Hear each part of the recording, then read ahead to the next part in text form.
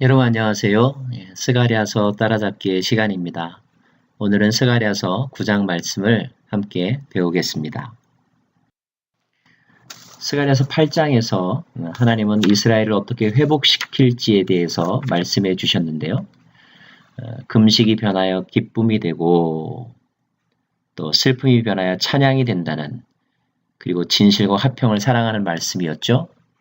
자, 이스라엘에게는 그렇게 말씀을 하셨습니다. 자, 9장은 이스라엘 주변에 있는 다른 나라들, 특별히 이스라엘의 대적자들을 향한 심판과 경고의 메시지입니다. 9장 말씀은 여호와의 말씀의 경고라고 하면서 시작하죠. 그리고 그 경고가 하드락 땅, 다메섹, 하맛, 두로, 시돈, 이렇게 이스라엘 주변의 광범위한 지명들을 거론하고 있습니다. 이스라엘 북부와 그리고 북동부 지역의 나라나 또는 도시의 이름들이죠. 그런 땅들이 심판에 대한 경고를 얻는 말씀이 1절부터 4절에 있고요. 이어서 5절부터 8절까지 해보면 아스글론, 가사, 에그론, 아스돗이라고 하는 도시명들이 나옵니다. 이 도시들은 전부 다 블레셋의 대표적인 5도시 가운데 4개의 도시들입니다. 아스글론, 가사, 에그론, 아스돗.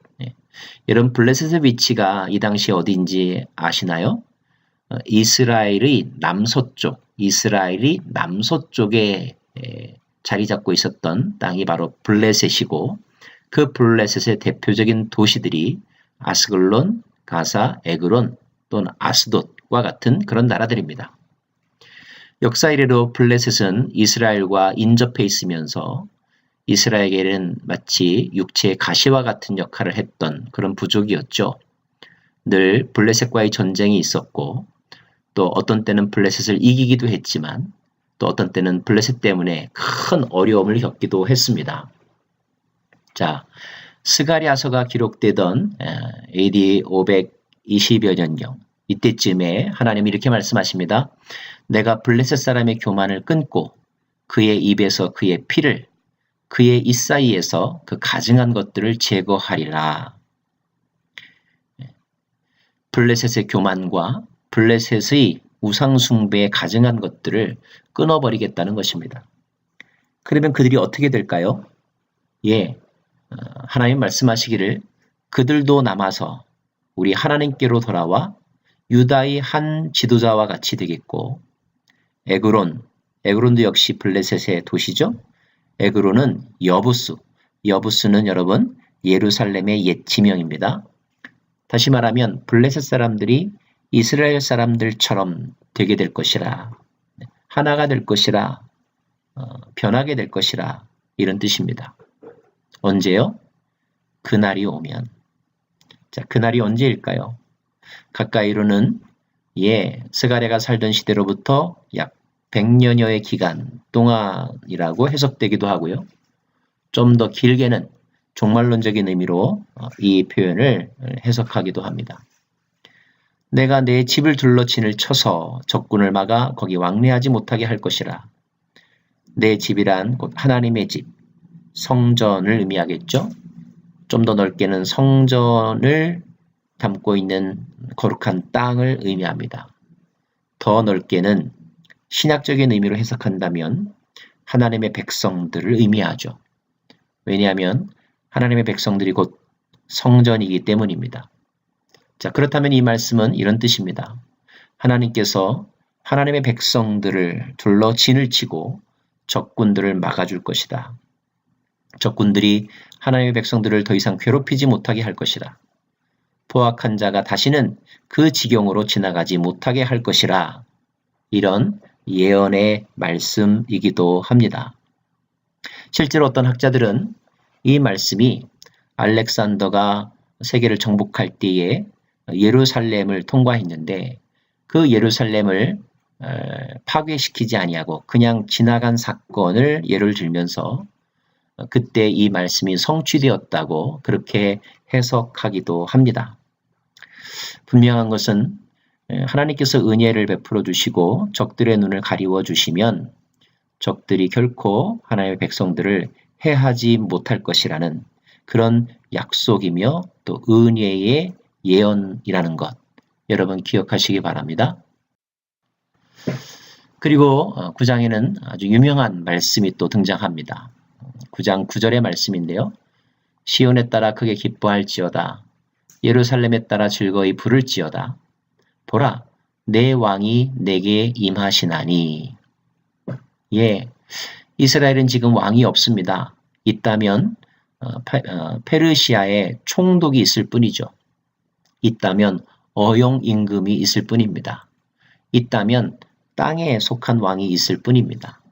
그런데 하나님께서 말씀하시기를 진정한 왕이 내게 임할 것이다. 진정한 메시아가 너에게 다가갈 것이다. 자, 그렇다면 이 진정한 왕은 어떤 분이실까요? 성경은 말하기를 그의 대표적인 특징으로 공의로우시다라고 말씀합니다. 그는 의로우신 분이다. 배역하고 사악한 왕이 아니라 자기의 이익을 추구하는 왕이 아니라 진리와 공의로 가득한 왕일 것이다.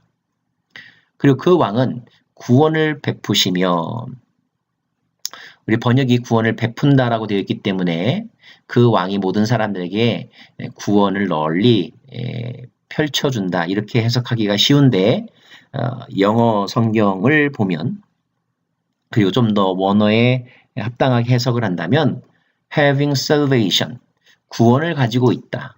즉 그 왕이 구원을 누리는 사람이라는 것입니다. 누리는 분이라는 것입니다. 자, 이것이 어떤 의미일까요? 많은 성경학자들은 앞으로 오실 그 예수님의 삶을 살펴보면서 예수님이 적들에 의하여 십자가에서 죽음을 당했지만 그러나 그것으로 끝나지 아니하고 부활하사 그 죽음에서 다시 살아나신 사건 이것이 예수께서 누리신 구원이라는 것입니다. 즉 그렇게 본다면 앞으로 오실 그 왕은 공의로운 분이시며 사망 권세로부터 하나님에 의하여 살아나신 부활을 경험하신 분이다. 동시에 그는 겸손하신 분이시다. 그래서 나귀를 타고 오신다.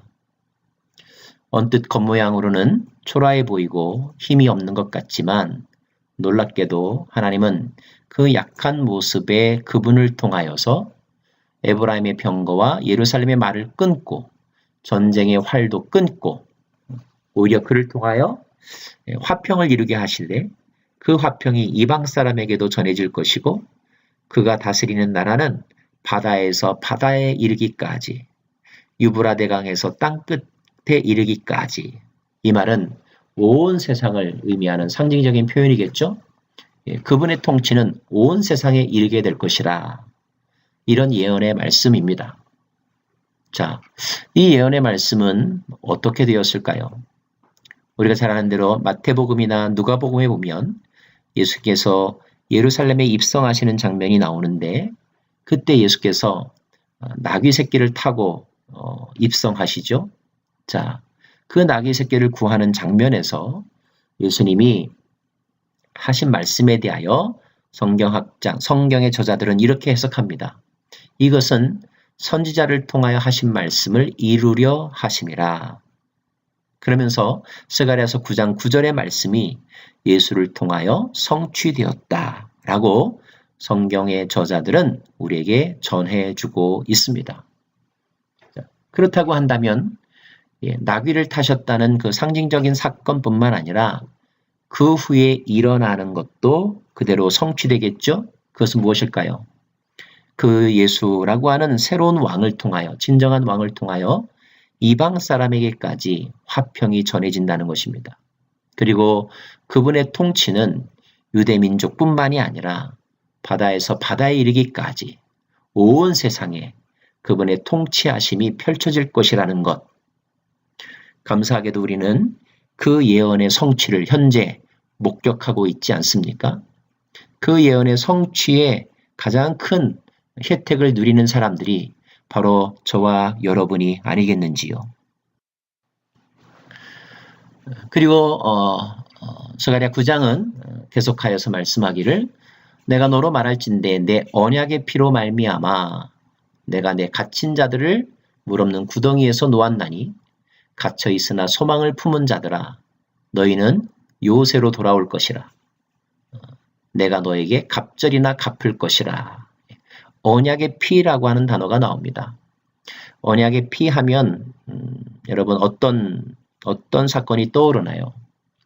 예, 신약 시대로 보면은 예수님의 보혈이 떠오르겠죠. 그러나 스가랴서가 아직 신약 이전의 시대라고 본다면 구약 시대에 있어서 언약의 피라고 할 때 떠오르는 대표적인 사건은 바로 아브라함의 할례 사건을 들 수가 있습니다. 자, 피가 중요한 것이 아니라 그 할례가 중요한 것이 아니라 그 할례 속에 담겨 있는 언약의 상징적인 의미와 그리고 그 효력이 중요하겠죠. 하나님의 언약은 무엇입니까? 내가 너를 내 백성 되게 하고 나는 너의 하나님이 되겠다라고 하는 약속이죠. 우리를 자녀 삼으신 백성으로 삼으신 하나님은 그의 백성들을 회복시켜 주시겠다는 것입니다. 특별히 어떤 사람에게요? 갇혀 있으나 소망을 품은 자들. 갇혀 있다는 것은 환난과 억압을 의미합니다. 그러나 그런 속에서도 희망을 포기하지 않고 소망을 품고 인내하는 자들. 그러한 자들을 다시 새 예루살렘으로 돌아오게 할 것이다. 그때 내가 너에게 너의 모든 수고와 눈물을 닦아주고 갑절이나 갚아줄 것이라. 보상해 줄 것이라. 상을 줄 것이라. 라고 하는 약속의 말씀입니다. 이 모든 것들이 언제요? 그날입니다. 그날. 그날은 은혜의 날이요. 희년의 날이요. 해방의 날이죠. 그날에 그들의 하나님 여호와께서 그들을 자기 백성의 양떼같이 구원하시리니 그들이 왕관이 보석같이 여호와의 땅에 빛나리로다. 그의 형통함과 그의 아름다움이 어찌 그리 큰지 곡식은 청년을 새 포도주는 처녀를 강건하게 하리라. 저는 이 장면에서 계시록의 말씀도 떠오릅니다. 그리고 모든 것이 회복되었을 때에 고난은 다 잊혀지고 영광으로 가득한 승리의 모습들을 그려봅니다. 이것이 우리가 품어야 될 소망이 아니겠는지요. 사랑하는 여러분, 우리의 노력과 기도가 지금 당장 이루어지지 않는다고 해서 절망하거나 낙심하지 말아야 될 이유는, 그런 이유는 오늘 9장에 있는 말씀처럼 하나님의 언약이 여전히 살아있기 때문입니다. 그 언약 가운데는 우리에게 상으로 갚아주실 하나님의 위로가 보장되어 있기 때문입니다. 우리의 비천함과 초라함이 형통함과 아름다움으로 바뀔 수 있기 때문입니다. 스가랴서의 예언을 들었던, 마음으로 들었던 사람이라면 그 예언을 들으면서 어떤 생각을 하게 되었을까요? 오늘 스가랴서를 읽는 저와 여러분은 어떠한 마음으로 자신들의 삶의 처지를 해석해야 할까요? 성령께서 해석해 주시는 지혜로운 해석이 이 말씀을 듣는 모든 이들에게 가득하기를 간절히 바랍니다.